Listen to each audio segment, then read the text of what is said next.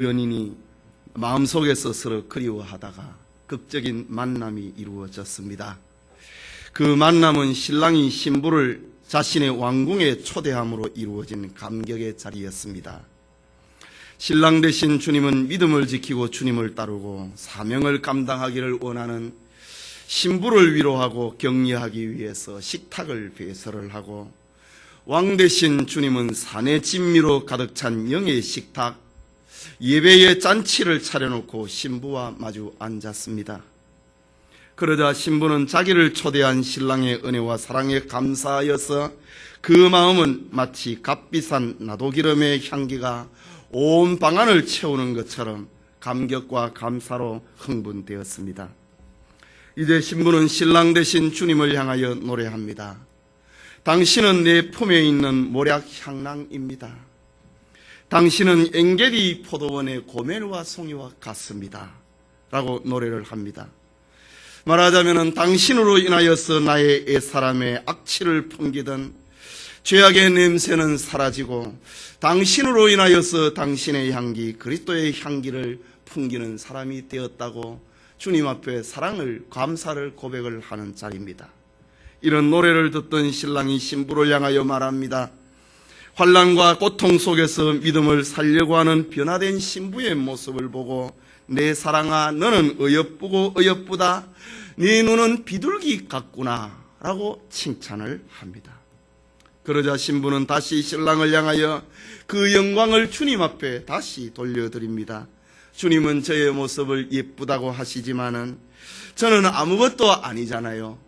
진짜 예쁘고 멋지신 분은 주님이지 않습니까? 주님은 사랑의 극치요 아름다움의 본체이지 않습니까? 라고 신부된 성도는 신랑을 향하여 감사 고백을 합니다. 뿐만 아니라 주님이 신부를 위하여서 준비한 집과 침상인 교회를 보고, 나의 사랑하는 자야, 너는 어여쁘고 화창하다. 우리의 침상은 푸르고 우리 집은 백향목들보 잣나무 석가래 같구나. 라고 신부는 또 노래합니다. 아가서 1장은 이렇게 사랑에 빠진 솔로몬과 술람미 여인 사이에 일어난 사랑의 감정을 시적인 언어로 표현을 하는 것입니다. 또 신랑 되신 주님과 신부된 성도의 만남과 사랑의 교제의 장소인 교회를 노래하는 것으로 1장은 끝을 납니다. 이제 아가서 2장은 예표론적으로 주님과 성도의 사랑이 1장은 첫사랑이라고 한다면 2장은 좀 더 성숙한 사랑으로 나아갑니다.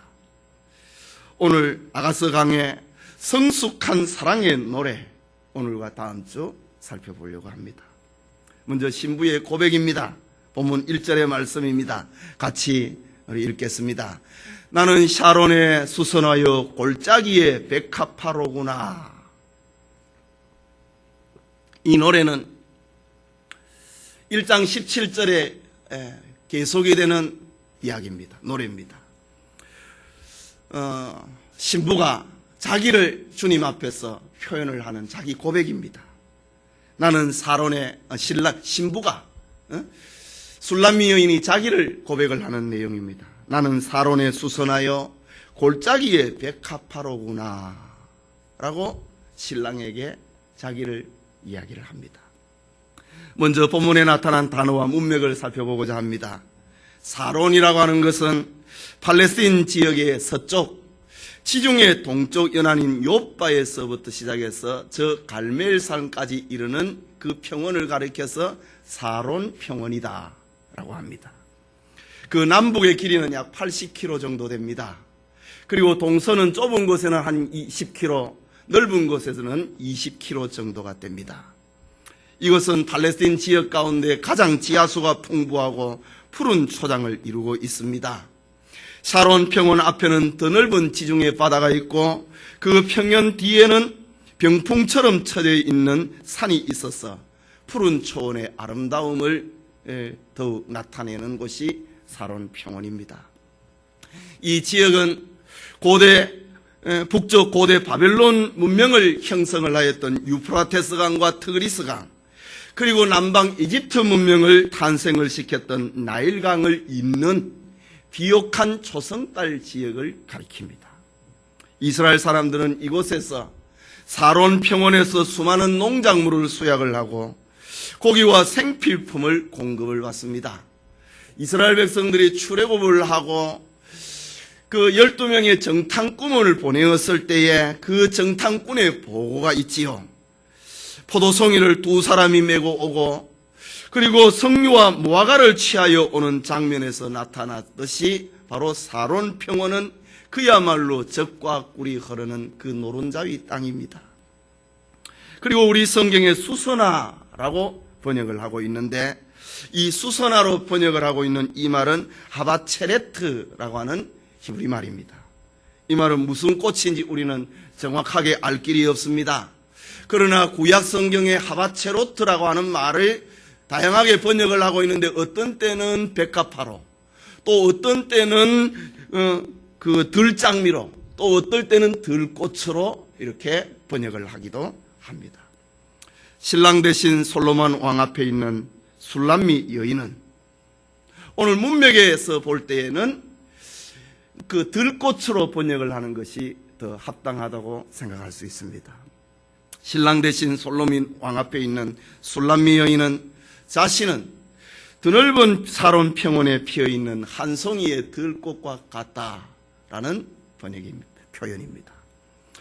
넓고 넓은 초원에 피어있는 한 송이의 들꽃, 피었다가 진다 해도 아무도 알아주는 이 없는 들꽃입니다. 나는 사론의 평원에 있는 한 송이의 들꽃과 같습니다 라고 신랑 앞에, 주님 앞에 자기를 고백을 합니다. 들꽃은 그저 들판에서 피었다가 또 때가 sak이 났다가 때가 되면은 꽃을 피우고 향기를 날리다가 또 때가 되면은 쓰러져 없어져 버리고 마는 꽃입니다. 이것이 신랑 되신 솔로몬 왕 앞에 있는 술람미 여인의 정말 솔직한 고백입니다. 솔로몬은 이스라엘의 왕입니다. 그 왕 앞에 있는 자기의 모습은 저 사론 평원에 있는 수많은 꽃들 가운데 나는 들꽃 한 송이에 불과한 사람입니다 라고 왕 앞에 자기를 고백을 합니다. 계속해서 술람미 여인은 자신을 가리켜서 골짜기의 백합화라고 합니다. 여기 골짜기라고 하는 말은 인적이 드물고 사람이 잘 보이지 않는 외진 곳을 가리킵니다. 골짜기에 피어있는 백합화라면은 그 꽃은 남의 눈에 띄지 아니하는 그 깊숙한 곳에서 향기를 발하는 꽃을 말합니다. 술람미는 자신을 가리켜서 이름 모를 골짜기, 인적이 드문 곳에 피어있는 한 송이 백합화다라고 표현을 합니다. 자신은 왕궁의 정원이나 의원집 옆마당에 고이고이 자라난 백합화가 아니고 사람의 발길이 찾지 아니하는, 사람의 눈길이 잘 주어지지 아니하는 골짜기에 피어있는 한 송이 백합화입니다 라고 술람미는 신랑 대신 솔로몬 왕 앞에 이렇게 고백을 합니다. 술람미 여인이 자기를 가리켜서 사론 들의 평원의 들꽃이다, 골짜기의 백합화다 라고 비유를 했다면 여기에는 분명히 깊은 의미를 담고 있습니다. 그것이 무엇인가 라는 겁니다. 첫째는 술람미 여인의 자신의 비천한 상태를 표현하고 있는 것입니다. 이미 앞장에서 살펴보았듯이 술람미 여인은 오라비의 성화에 호출을 당하여서 저들의 포도원에서 일하다가 정작 자기 포도원을 지키지 못했습니다. 그는 폭양 아래서 붙잡혀서 일하다가 피부는 그을려서 거무스름하게 타버렸습니다. 자신의 모양은 계달의 장막처럼 초라해졌기 때문입니다. 그래서 술람미 여인은 자기를 가리켜서 나는 드넓은 사론 평원에 있는 들꽃 하나에 불과하다라는 말입니다. 인적이 드문 골짜기에 사람들의 눈길이 기울여지지 않는 그 골짜기에 피어있는 한 송이 백합화다. 나에게 향기가 드러난다고 하더라도 누군가라도 나의 향기를 맡으려고 하지 아니하는 저 골짜기 속에 있는 한 송이 백합화에 불과할 뿐입니다 라는 것입니다. 술람미 여인은 자기는 지금 왕의 초대를 받아가지고 왕의 식탁에 앉아서 산의 진미를 대하고 있지만은 술람미 여인은 자기의 본전을, 자기의 본래를 잊지 아니하는 여인이었습니다. 나는 시골 여인 출신이다 이거지요. 화려한 도시 예루살렘의 여인이 아니고 고운 피부를 하고 화려한 옷을 입고 있는 여인 가운데 나는 하나가 아니고, 나는 저 사론 평원에 피어있다가 누가 봐주지도 아니하고 삭을 피웠다가 꽃을 피웠다가 고마치고 없어져 버리고 마는 그런 들꽃입니다. 아무도 나에게 향기를 맡으려고 가까이 오지 아니하는 저 골짜기에 피어있는, 그리고 사라져버리고 마는 백합화 한 송이와 같습니다 라고 합니다. 술람미 여인의 자신의 비천한 상태를 표현하고 있는 것입니다. 그것뿐만 아니고 신부된 여인의 겸손한 마음을 표현하는 것입니다. 술람미 여인은 사람의 따뜻한 손길을 받으면서 애지중지 핀 꽃이 아니라고 하는 말입니다. 화려한 자태를 뽐내면서 자란 그런 꽃이 아니라고 하는 말입니다. 온갖 바람과 이슬과 더불어서 들판에서 자라난 꽃이라고 합니다. 나는 보잘것없는 배경을 가지고 있는 여인이라고 하는 말입니다. 이름 없는 골짜기에 피어있는 백합화라고 합니다. 이것은 술람미 여인이 사랑하는 연인 솔로몬 앞에서 자기를 알고 있는, 자기의 보잘것없는, 자기는 저 시골 출신 여자고 계집종과 불과하다고 하는 자기를 알고 있는 겸손한 여인의 모습입니다. 오늘 이 말씀을 공동 번역에는 번역을 하는데 이렇게 번역을 합니다. 나는 고작 사론에 핀 수선화, 산골짜기에 핀 나리꽃입니다. 신랑 되신 주님은 내 사랑은 어여쁘고 어여쁘다, 네 눈은 비둘기 같구나 라고 하지만은, 주님은 저를 칭찬하시지만은, 주님, 저는 정말 제 자신을 알고 있습니다. 저는 고작 사론의 들판에 피어있는 들꽃과 같고 아무도 나에게 눈길을 주지 아니하는 골짜기 속에 있는 백합화와 같습니다. 공동 번역에서는 성도의 자기의 본문을 주님 앞에서 알고 있는 이 겸손한 여인의 모습을 강조를 하고 있습니다. 또 하나 이 표현은 술람미 여인의 순결성을 가르쳐주고 있습니다. 넓고 넓은 평원에서 자라난 들꽃입니다. 골짜기에 피어있는 백합화입니다. 그렇기 때문에 사람의 손길이 닿을 리가 없습니다. 실제로 술람미 여인은 솔로몬을 만나기 전까지는 신체적인 순결을 유지했던 여인이고, 그리고 마음의 순결까지 고귀하게 지켜왔던 여인입니다. 아가서 4장 12절에 보면은 나는 잠근 동산이다, 당신은, 주님은 나의 첫사랑입니다 라는 그런 표현입니다. 그야말로 술람미 여인의 처녀성을, 술람미 여인의 마음의 순결성을 표현을 하고 있는 말입니다. 나는 들판에 있는 한 송이의 꽃, 사라져버리는 한 송이의 꽃, 나는 저 골짜기, 아무도 나에게 눈길을 주지 아니했던 골짜기에 피어있는 한 송이 꽃입니다. 순결성을 나타내는 말입니다. 이런 사실은 아가서에서 여러 번 강조되고 있습니다. 예배드리는 여러분, 성도는 사론 평원과 같이 넓은 세상에서 또 이름 모를 골짜기에서 하나님의 은혜 가운데 출생하는 사람입니다. 그리고 그곳에서 그리스도의 향기를 날리고 때가 되면은 하나님 앞으로 가는 인생이 바로 성도의 삶입니다. 성도는 사람 앞에 피어있는 꽃이 아니고 하나님 앞에 피어있는 꽃이다. 사론의 들판의 꽃은 하나님밖에 모릅니다. 저 골짜기의 백합화는 하나님밖에 모릅니다. 이게 성도의 삶이라고 하는 말입니다. 성도는 사람 앞에 자태를 자랑을 하는 모습이 아니고 하나님이 나를 보시면 족하다. 한 송이의 꽃으로 피었다가 삭이 났다가 꽃을 피우고 시들고 떨어져 버리고 마는, 그리고 저 골짜기에 피어있는 백합화, 아무도 봐주는 이 없지만은 하나님이 나를 봐주면 족합니다. 이것이 바로 성도의 생애다 라는 말입니다. 성도는 하나님 앞에서 자기가 해야 될 사명을 감당하다가 하나님이 오시라 하시면은 하나님 앞에 가는 것이 성도입니다.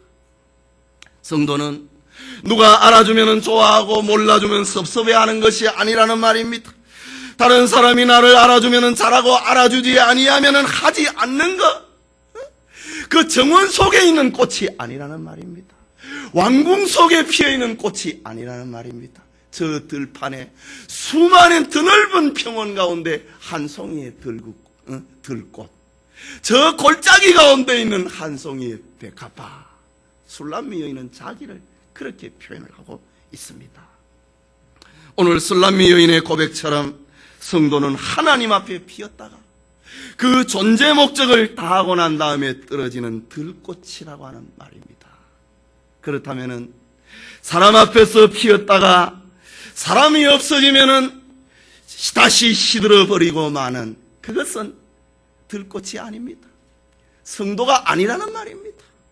성도의 삶은 사람이 쳐다보면 꽃을 피웠다가 사라지면 꽃도 시들어버리는 그게 아니고 하나님 앞에서 꽃을 피웠다가 하나님이 오라 하시면 가는 그 들꽃, 골짜기 속에 있는 백합화, 그것이 성도다라는 말입니다.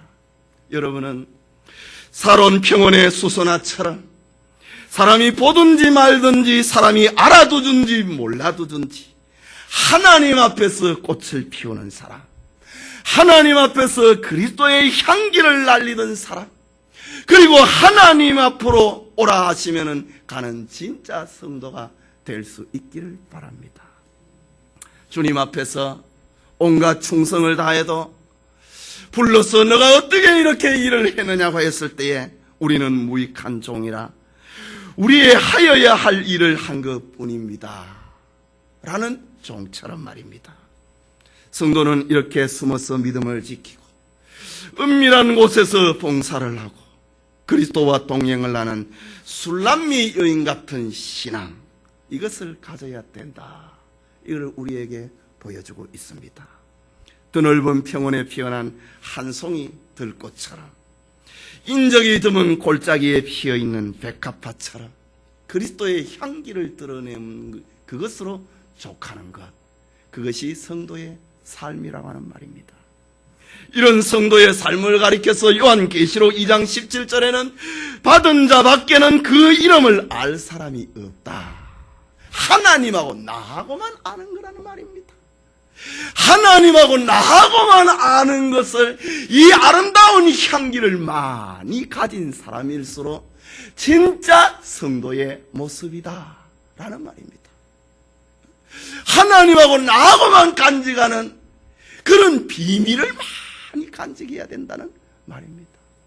다 아는 것 말고 하나님과 나만이 아는 것, 말하자면 저 사론 들판에 피어있는 들꽃과 같은, 그거는 나하고 하나님만 아는 겁니다. 저 골짜기에 있는 백합화, 사람들은 모릅니다. 하나님하고 나하고만 알다가 보다가 가는 겁니다. 이런 것을 많이 간직하는 것, 그것이 진짜 성도의 모습이다 라는 것입니다. 예수님의 삶이 그랬습니다. 마태복음 20장 28절에 인자가 온 것은 섬김을 받으려 함이 아니라 도리어 섬기려 하고 자기 목숨을 많은 사람의 대속물로 주려 함이라. 이 말을 모두가 다 못 알아들었습니다. 하나님하고 예수님만 아는 겁니다. 그러니까 제자들이 예수님이 십자가에 죽으셨다 부활하실 때까지, 성령을 보내서 이 내용을 깨닫게 하실 때까지 제자들은 캄캄해서 주책을 떨었던 것입니다. 하나님하고 나하고만 아는 거죠. 바울은 성도들이 주님의 마음을 닮아가야 함을 이렇게 교훈을 합니다. 빌립보서 2장 5절에서 8절에 너희 안에 이 마음을 품으라. 곧 그리스도 예수의 마음이니 그는 근본 하나님의 본체시나 하나님과 동등됨을 취할 것으로 여기지 아니하시고 오히려 자기를 비어 종의 형체를 가져 사람들과 같이 되었고 사람의 모양으로 나타나셨으며 자기를 낮추시고 죽기까지 복종하셨으니 곧 십자가에 죽으심이라. 주님의 마음 너희도 품어라 라고 바울은 빌립보 교회 성도들에게 이야기를 했습니다. 주님의 마음, 너희는 이 마음을 품으라. 샤론 평원에 있는 들꽃과 같은 마음입니다. 아무도 쳐다보지 아니해도 향기를 드러내는 골짜기의 백합화 같은 마음, 이 마음을 품으라 라고 한 것입니다. 그러나 바리새인들과 서기관들은 사람 앞에 보이려고 의를 행했습니다. 저들은 구제를 할 때 사람들에게 영광을 얻으려고 회당과 거리에서 나팔을 불었습니다.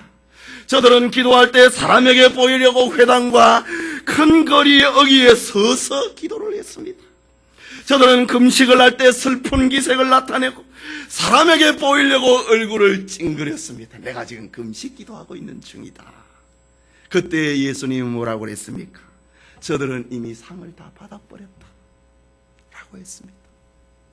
하나님하고 니하고만 아는 향기 없다 이 말입니다. 이미 너는 세상에서 다 드러냈지 않느냐? 상 다 받았다 이지. 성도는 하나님하고 나하고만 아는 선행, 하나님하고 나하고만 아는 그리스도의 향기, 하나님하고 나하고만 아는 영적 비밀을 많이 간직해야 된다. 술람미 여인의 고백을 통해서 우리는 깨달아야 됩니다. 오늘날 주님의 일을 하면서 작은 일 하나를 하고 그 공적을 대대적으로 홍보하는 이들이 있습니다. 이것은 주님과 또 주님을 닮아가는 신부된 성도의 모습과는 너무나도 거리가 멉니다. 술람미 여인의 자기 고백, 내 사랑은 어여쁘구나, 네 눈은 비둘기같이 아름답구나 라고 했을 때에 나는, 예수님, 나는 저 들판에 피어있는 들꽃 하나밖에 안 됩니다. 나는 골짜기 속에 있는 백합화일 뿐입니다. 고백을 하는 이 술람미 여인의 모습은 참된 성도의 모습을 보여주고 있다라는 것입니다. 중세기에 프란시스코 수도의 창시자였던 아시스의 성 프란시스코는 그는 내세울 만한 학벌과 재물을 가지지 못했습니다. 그러나 하나님의 말씀 앞에서 그는 겸손하게 살아갔습니다. 그는 아무 지위도 바라지 아니했습니다. 그럼에도 그는 일평생 하나님의 말씀을 가르치는 데만 전력을 쏟았습니다. 프란시스가 노인이 되었을 즈음 어떤 사람이 찾아와서 물었습니다. 당신은 별로 학식도 많은 것도 아니고 지위가 높은 것도 아닌데 어떻게 그처럼 많은 사람들이 당신의 가르침을 기뻐하고 그렇게 많은 죄인들이 회개를 하고 당신을 보는 것만으로 만족해 합니까? 라는 질문을 합니다. 프란시스코는 이런 질문을 받고 난 다음에 한참 동안 자기를 돌아봅니다. 그리고 그에게 대답을 합니다. 하나님은 당신의 깊고 크신 사랑을 나타내는 데 있어서 이 세상에서 가장 불쌍하고 가장 천한 인간을 쓰는 것입니다.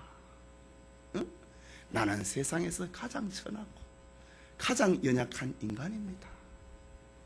주님은 자기의 영광을 드러내는 데 있어서 왕궁의 사람 쓰는 게 아니고 가장 천하고 가장 모자라는 그런 나를 쓰신 것입니다. 하나님 앞에 영광을 올려드렸습니다. 하나님은 자기를 낮추고 자기의 죄성을 인정하는 겸손한 사람을 자신의 일꾼으로 사용하십니다. 오늘 본문의 술람미 여인은 주님 앞에서 자신의 모습을 가리켜서 나는 사론에 수선하여 골짜기의 백합화로구나 겸손하게 자기를 고백했습니다. 주님은 겸손한 성도를 한 번도 무한하게 하지 아니하고 겸손한 성도를 무능하다고 꾸짖지 아니하고 겸손한 성도를 연약하다고 창피해하지 아니하고 오히려 신랑 대신 주님은 그 겸손한 성도를 축복을 하시는 겁니다. 계속되는 2절의 말씀, 신부를 칭찬하는 신랑 대신 주님입니다. 2절 말씀을 봅시다. 같이 봅시다. 여자들 중에 내 사랑은 가시나무 가운데, 술람미 여인이 1장 후반부에 주님으로부터 칭찬을 받았잖아요. 칭찬을 받으니까 이 칭찬을 너무 환송해서 못 견디는 겁니다. 그리고 하는 말, 나는 사론의 들판에 수많은 꽃들 가운데 들꽃과 같고 나는 골짜기에 속에 있는 아무도 나를 쳐다보지 아니하는 저 백합화 한 송이와 같습니다. 이 말을 들으니까 예수님이 가만히 있을 수 있습니까? 칭찬을 합니다.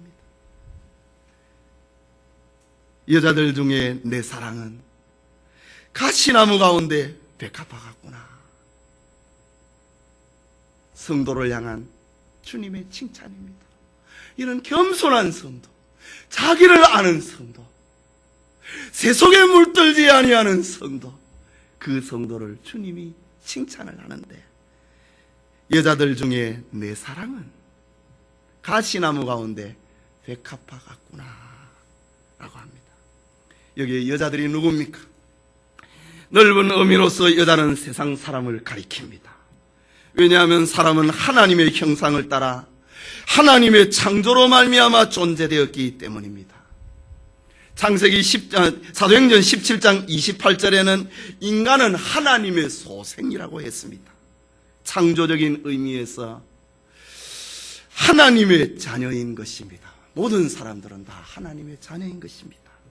그러나 좁은 의미에서는 교인을 가리킵니다. 이미 우리는 아가서 1장 5절에 예루살렘의 여자들이라고 하는 말을 살펴보았습니다. 이들은 참 신자이든지 거짓 신자든지 교회 안에 있는 모든 사람들을 가리킬 때 예루살렘의 여자라고 1장 5절에 이야기를 했습니다. 그런데 오늘 본문의 문맥에서 살펴보면은 여기에 여자들 중에 내 사랑은 했는데, 이 여자는 세상 사람으로 보는 것이 더 타당합니다. 왜냐하면 하반절에 이 여자들을 가리켜서 가시나무라고 했기 때문입니다.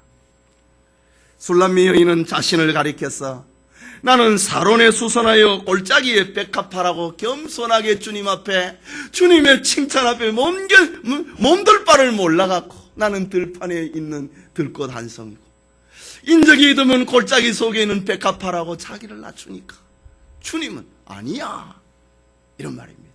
여자들 중에 내 사랑은 이라고 합니다.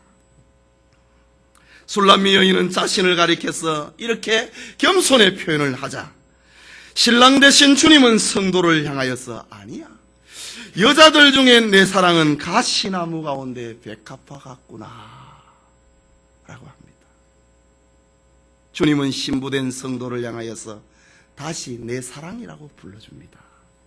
예정이 넘치는 호칭으로 불러주십니다. 그리고 여자들, 세상 만민들 중에서 너희는 내 사랑이다, 선택받은 내 사랑이다 라고 불러주고 있습니다. 요한복음 13장 1절에 보면 유월절 전에 예수께서 자기가 세상을 떠나 아버지께로 돌아가실 때가 이른 줄 아시고 세상에 있는 자기 사람을 사랑하시되 끝까지 사랑하시니라.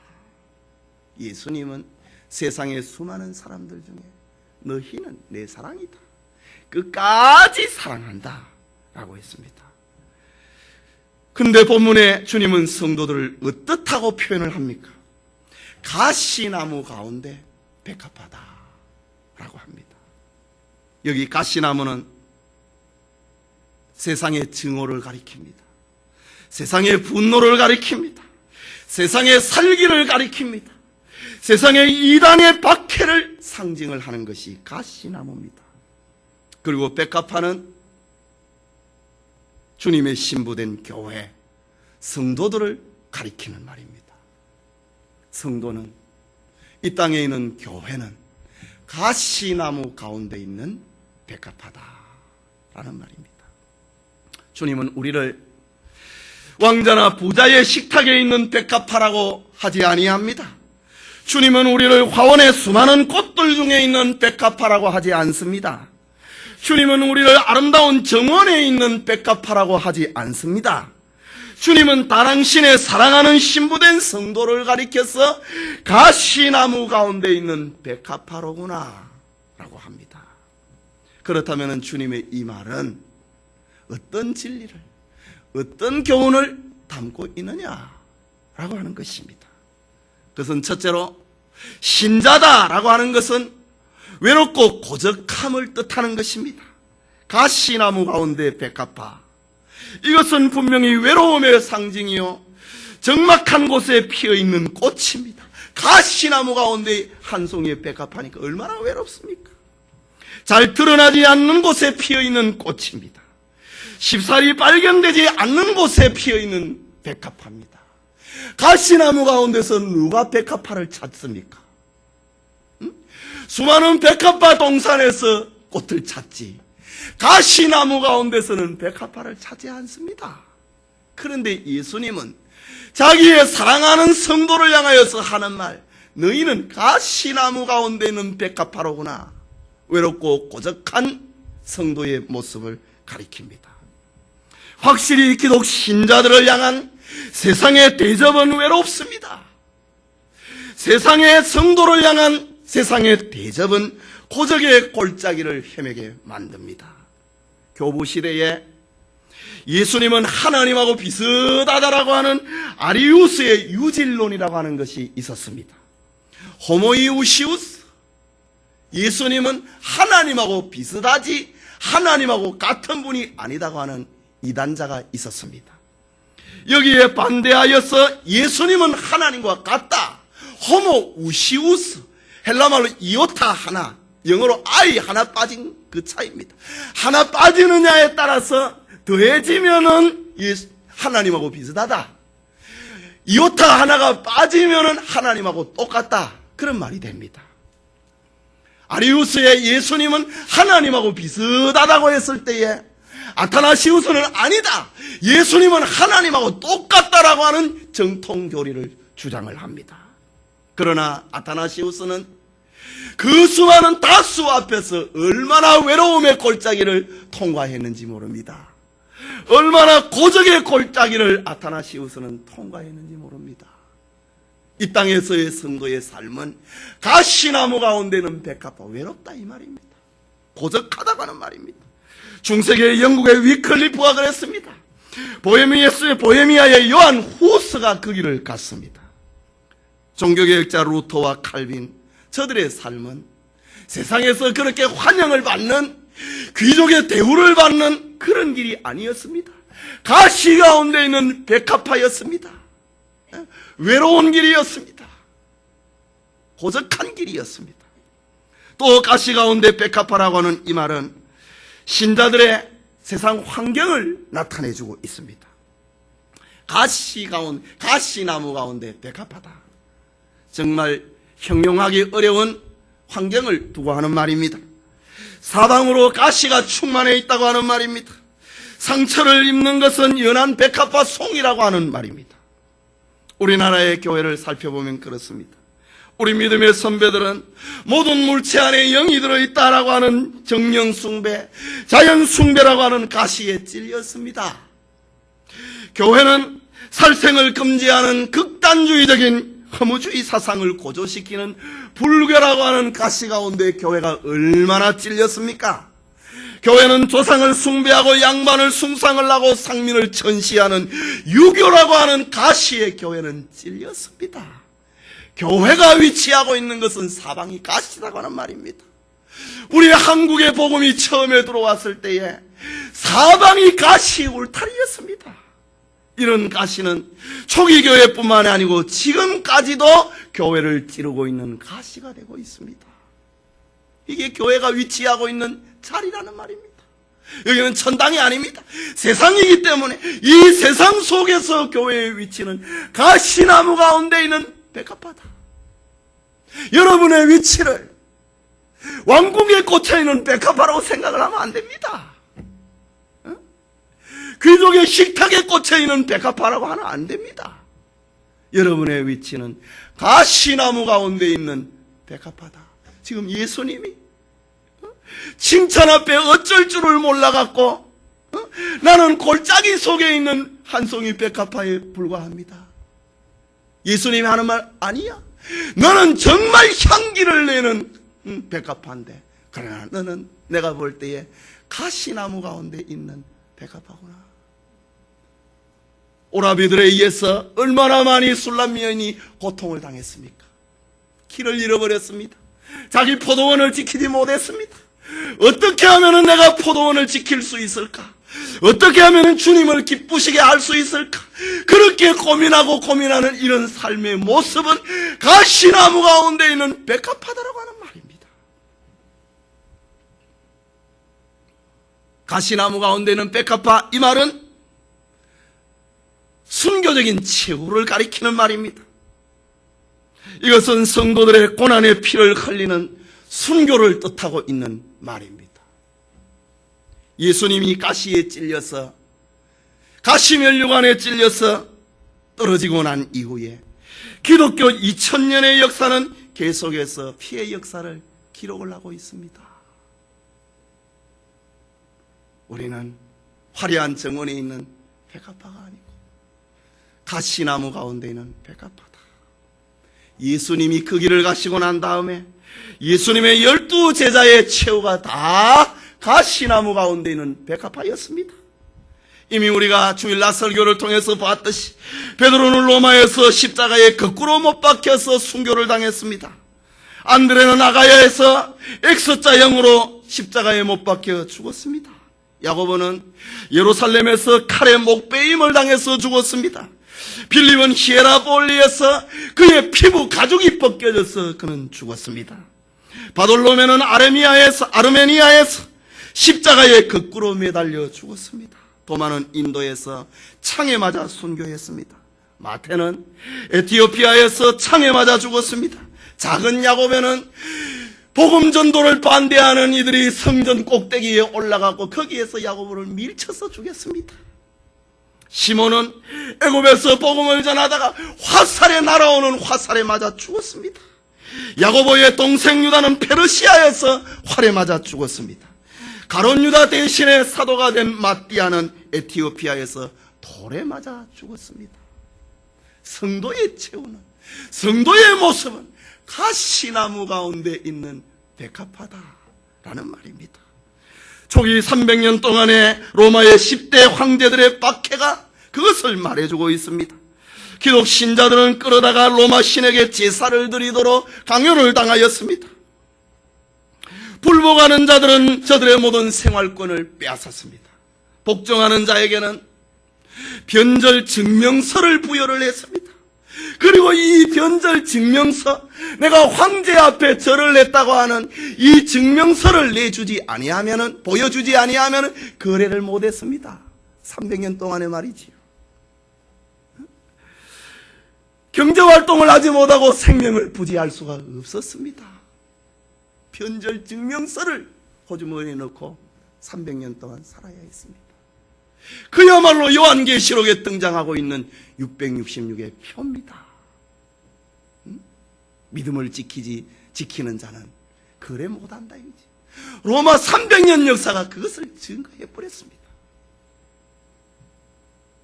당시의 교회에 가해져 있는 가시는 주로 짐승의 밥이 되게 했습니다. 때로는 화형을 시켰습니다. 때로는 생매장을 했습니다. 때로는 창에 찔러서 죽게 하는 방법으로 성도를 가시에 찔렀습니다. 안디옥의 감독 ig나티우스는 도미시안 황제 때에 짐승의 이빨에 순교를 당합니다. 그는 로마에 잡혀가면서 소아시아의 여러 교회들과 서머나 교회의 감독이요, 자기의 친구요 동력자인 폴리갑을 향하여서 이런 편지를 한 통 쓰고 ig나티우스는 로마로 잡혀갑니다. 그대들은 나를 위하여 타협하지 말라. 내가 놓여 나오기를 바라지도 말라. 나는 미랄이 되고 짐승의 이빨에 가루가 되어 하나님의 깨끗한 빵이 되기를 원하노라. 그리스도를 인하여 핍박을 당하고 다시 살아나서 그리스도께로부터 오는 자유를 얻는 것을 확신하노라. 그리스도를 소유할 수 있다면 십자가 위에서 짐승의 아가리에서 뼈가 가루가 되고 손과 발이 잘리더라도 나는 아무것도 두려워하지 않는다. 나에게는 오직 그리스도만 있을 따름이다. 나는 이제부터 예수와 예수의 제자가 되기를 시작하노라. 이런 말을 그의 친구 폴리갑에게 남기면서 안디옥의 감독 ig나티우스는 로마에 가서 순교를 당합니다.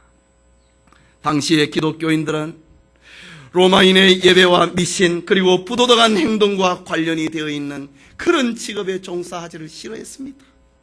오락에서 손을 떼었습니다. 그러자 로마인들로부터 이 사람들은 비사회적인 사람이구나, 같이 죄를 짓는데 동참을 하지 않는다고 해서 배타적인 인간으로 지목을 당했습니다. 그들은 로마의 황제 숭배에 불복을 한다고 반법률주의자들, 무정부주의자라는 낙인이 찍혔습니다. 보이지 아니하는 하나님 앞에 예배를 드리고 보이는 로마의 신상 앞에 절을 하지 않는다고 해서 무종교주의자들이라고 낙인을 찍었습니다. 남녀가 함께 모여서 주님의 성찬에 참여한다고 해서 부도덕한 사람이다, 사람을 잡아먹는 범죄 집단이라 라는 낙인을 찍었습니다. 로마의 박해 300년은 정말 뼈에 사무치는 가시나무 가운데 있는 백합화였습니다. 그래서 유명한 교회 역사가 필립 샤프는 이렇게 표현을 합니다. 초대교회 성도들의 모습을 보고 말입니다. 모든 계급의 남녀, 곧 고귀한 원로원들과 감도, 무식한 직공들과 불쌍한 노예들, 사랑스럽고 얌전한 부인들과 처녀들, 백발이 성성한 정신적인 지도자들, 천진난만한 아이들, 이들이 모두 예수의 이름으로 고난을 감수하되 냉정한 성품이나 완고한 반항심으로 하지 아니하고 오직 고요한 침착성, 부드러운 온정, 희락의 믿음, 승리의 소망, 넘치는 사랑과 용서, 겸손한 인내로서 이 고난을, 이 가시를 이겼다 라고 필립 샤프는 300년 동안의 기독교 박해를 이렇게 표현을 하고 있습니다. 종교교육 운동을 전후하여서 일어난 핍박의 가시는 또 일기 시작을 했습니다. 영국에서 메리 여왕은 신교도 277명을 잡아서 불태워 죽였습니다. 이 환란통에 얼마나 많은 신자들이 저 칼빈이 있는 제네바로 와서 칼빈의 지도를 받게 됩니다. 불란서에는 3만 명의 유근호 신자들이 학살을 당하게 됩니다. 화란에서는 알바공이 5년 동안의 기독신자 18,000명을 처형을 시킵니다. 다 로마 카톨릭에 인한 박해입니다. 중세기와 종교개혁 시대의 로마 카톨릭을 통한 박해와의 그 가시는 이루 헤아릴 길이 없습니다. 20세기에 이르러서 다시 가시바늘이 교회를 찌르기 시작을 했습니다. 한국 교회는 36년 동안이나 일제의 압박과 신사참배라고 하는 가시에 찔렸습니다.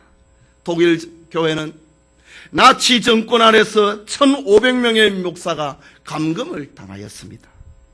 저 소련과 중국에서 일어난 공산주의 운동은 수천만 명의 기독 신자들을 찔러 죽였습니다. 해방 이후부터 지금까지 저 북한에서 일어나는 교회의 순환은 밝혀진 것만 해도 15,657건이 되고 있습니다. 가시나무 가운데 백합화, 이것은 성도의 삶, 성도의 최후 순교를 보여주고 있는 거룩한 십자가의 모습을 표현하는 아름다운 방법이 가시나무 가운데 있는 백합화구나 라고 했습니다. 성도들이 죽임을 당할 때에 주님은 볼 때에 나는 가시나무 가운데 있는 백합화구나 라고 한 것입니다. 백합화 송이는 상처 없는 하얀 송이 그대로 있을 때에도 풍기는 그 향기는 극합니다. 그러나 바람이 대작하여서 가시와 백합화 송이가 함께 흔들릴 때에 그 모질고 억센 가시의 날카로운 바늘이 백합화 송이를 찌를 때 거기에서 토해지는 향기는 백합화 향기의 극치입니다. 참으로 이 세상은 가시나무와 같이 사납게도 성도를 핍박을 하고 환난과 고통을 가져다 주었습니다. 그래서 선지자 미가는 미가서 7장 2절에서 4절에 이렇게 표현을 합니다. 이와 같이 선인이 세상에서 끊어졌고 정직자가 인간에 없도다. 무리가 다 피를 흘리고 매복하며 그 그물로 형제를 잡으려 하고 두 손으로 악을 부지런히 행하도다. 그 군장과 재판장은 뇌물을 구하며 대인은 마음의 악한 사욕을 바라며 서로 연락을 취하니 그들의 가장 선한 자라도 가시 같고 가장 정직한 자라도 찔레 울타리보다 더하구나. 그들의 파수꾼의 날 곧 그들의 형벌의 날이 임하였으니 이제는 그들이 요란하리로다. 성도가 이 세상에 사는 모습을 가시나무 가운데 사는 것과 같고 찔레 울타리보다도 더하구나 라고 미가 선지자는 그렇게 노래했습니다. 성도가 세상에서 하나님과 동행을 하고 하나님의 말씀을 지키고 믿음을 지키면서 살아가는 것은 환난이 없을 수 없다라는 말입니다. 세상하고 타협을 하면 가시가 아닌 따뜻한 방석에서 지낼 수 있습니다. 그러나 믿음을 지킨다면 가시나무 가운데 백합화가 될 수밖에 없다는 말입니다. 가시나무 가운데 있는 백합화는 바람이 불면은 그 가시들이 꽃을 찌릅니다. 상처를 받습니다. 백합화는 가시에 찔려서 찢겨질수록 그 향기는 짙게 그리고 멀리 날리게 되는 겁니다. 신령한 성도는 가시나무 같은 세상 가운데서 하나님을 향해서 꽃을 피우고 예수 그리스도의 향기를 날리는 것입니다. 환난과 핍박이 올 때 그 향기는 더 많이 날리고 더 멀리 날리는 것이 성도의 모습이다 라는 말입니다. 손양원 목사님은 자기 두 아들을 죽인 원수를 자기 양아들로 삼습니다. 손 목사님의 이 사랑의 향기가 얼마나 멀리 퍼지고 있습니까? 우리에게까지 그 향기가 전해오고 있는 것입니다. 스데반이 순교를 당할 때에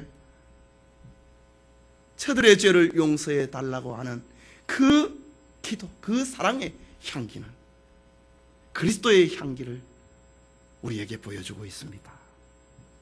참된 성도는 술람미 여자같이 평소에 꽃을 피우다가 환난과 죽임을 당할 때에 그 향기를 더욱 진하게 더 멀리 날리는 것, 그것이 성도의 모습이다 라는 말입니다.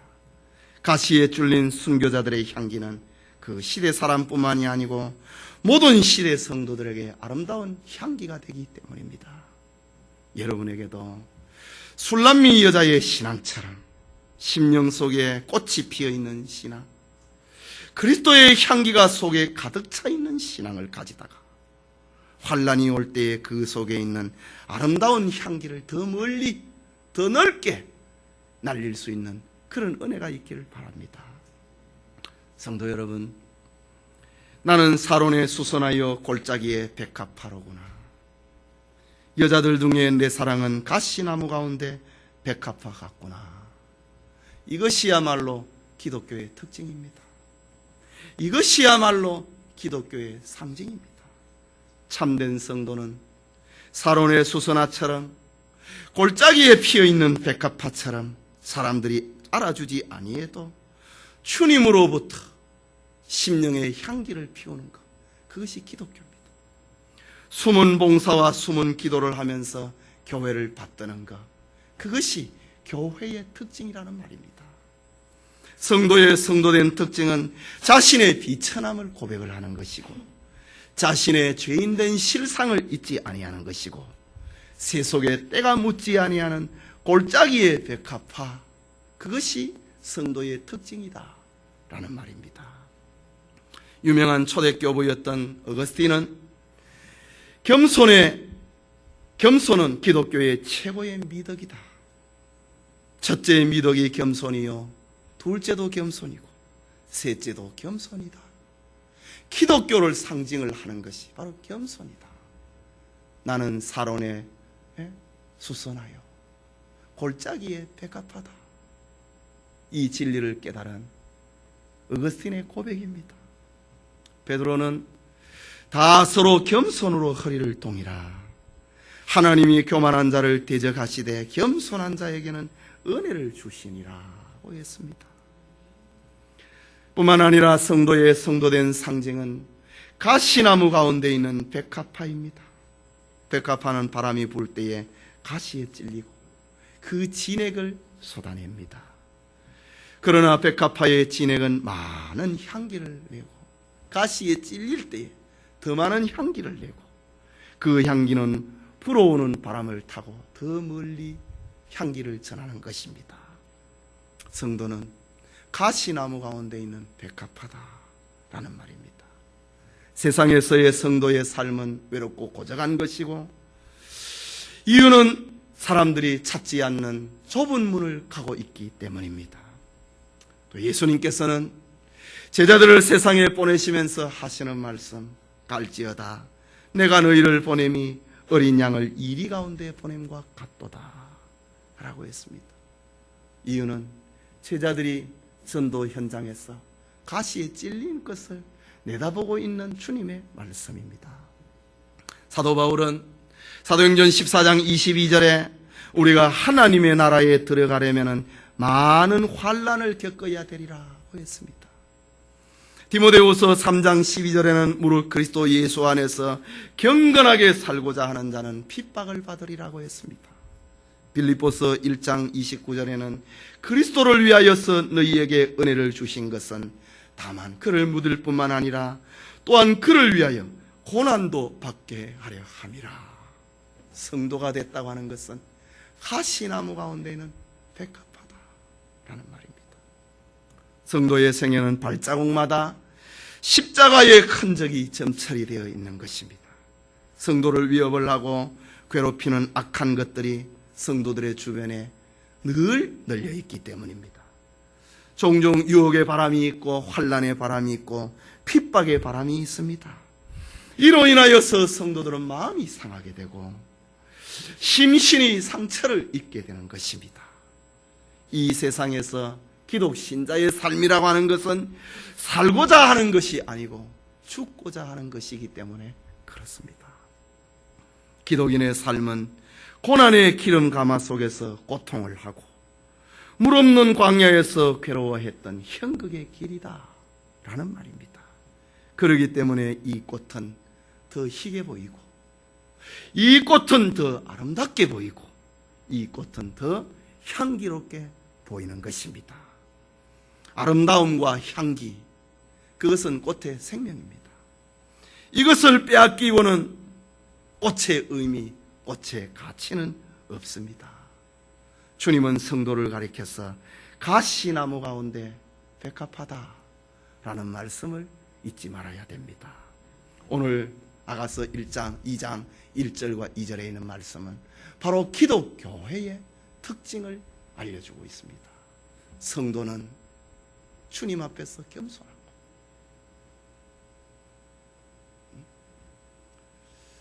성도는 주님 앞에서 자기의 실존을 알고 있는 것, 그리고 주님은 이런 성도의 모습을 쳐다보면서 여인 중에 내 사랑은 가시나무 가운데 백합화 같구나, 이것이 바로 기독교회의 특징이라는 것입니다.